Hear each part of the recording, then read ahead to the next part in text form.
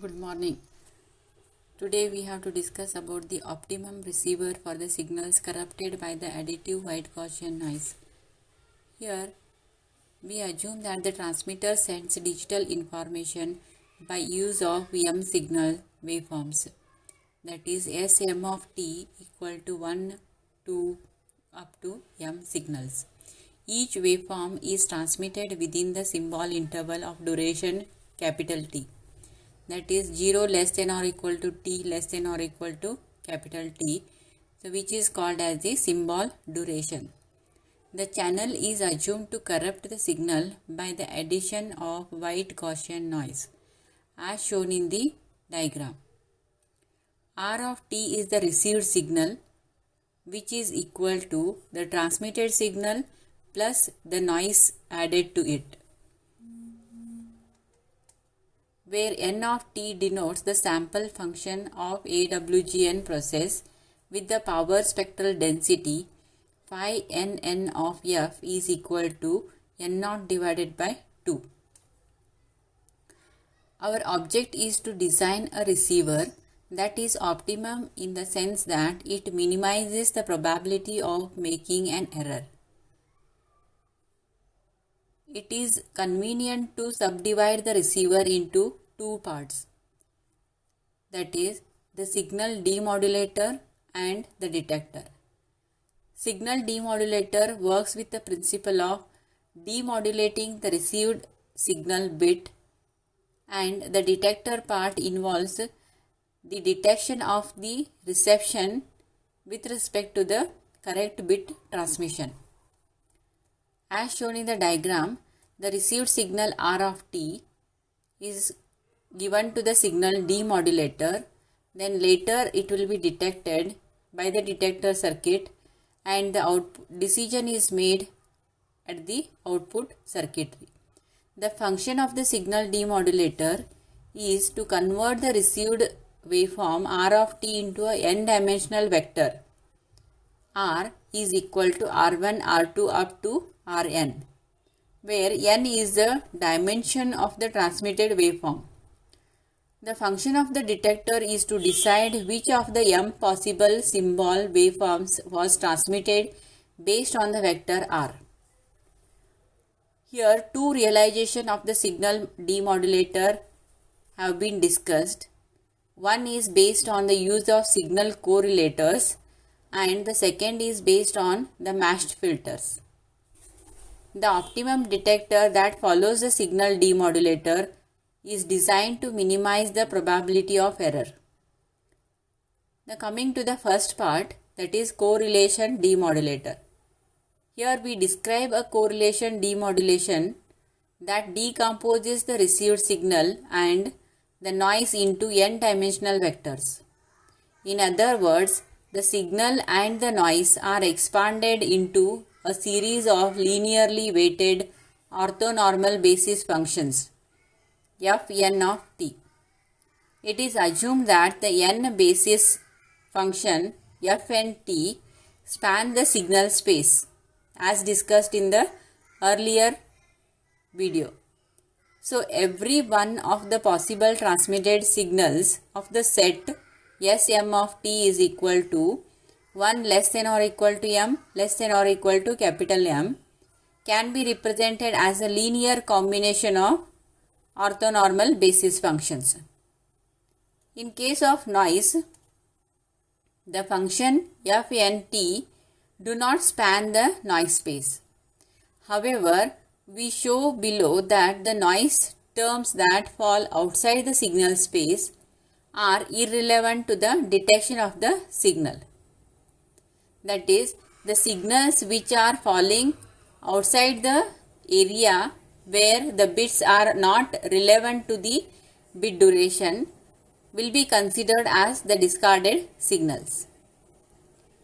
Suppose the receiver R of t is passed through the parallel bank of n basis functions as shown in the diagram, where the signal is now represented by a vector Sm with the components Smk.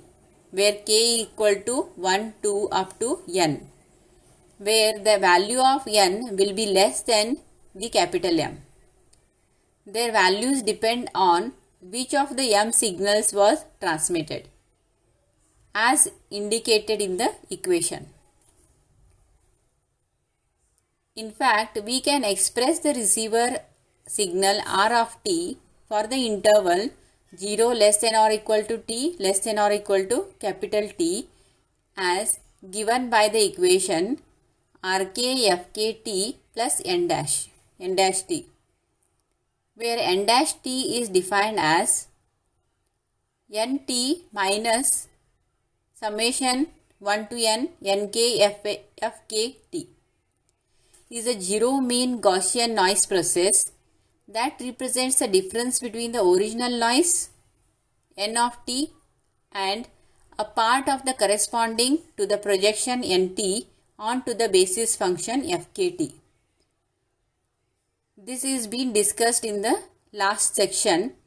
What is the orthogonal basis function and the projection of the signal into the original signal. We shall now show below that n dash t is irrelevant to the decision as to which signal was transmitted. Consequently, the decision may be based entirely on the correlator output signal and the noise components. Rk equal to Smk plus Nk, where k takes the value 1, 2 up to n symbols. The noise component Nk are Gaussian and the mean values are E of Nk will be equal to E of Nt Fkt, that is equal to 0 for all, and the variance are given by the equation 1 by 2 n naught sigma mk.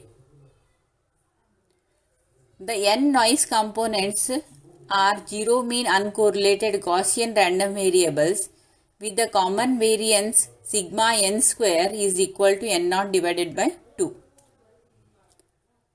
From the above, we can see that it follows the correlator output Rk conditioned on the M signal being transmitted are the random variables with ERK is equal to SMK. The equal variance sigma square is n naught divided by 2. Since the noise components are uncorrelated Gaussian random variables, they are also statistically independent. As a consequence, the correlator output Rk conditioned on the mth signal being transmitted are statistically independent Gaussian variables. The conditional probability density function of a random variable, it is given by R equal to R1, R2 up to Rn values. So this is expressed with the equation as shown in the diagram. The correlator outputs are sufficient statistics for reaching the decision on which of the M signals was transmitted. That is, no additional relevant information can be extracted from the remaining noise process. That is, n dash of t is uncorrelated with n correlator outputs. So it means that n dash of t is irrelevant to the transmitted bits. Since n dash t and Rk are Gaussian uncorrelated, they are also statistically independent. Consequently, it does not contain any information that is relevant to the decision as to which signal waveform was being transmitted. All the relevant information is contained in the correlator output Rk, and hence n dash t can be ignored.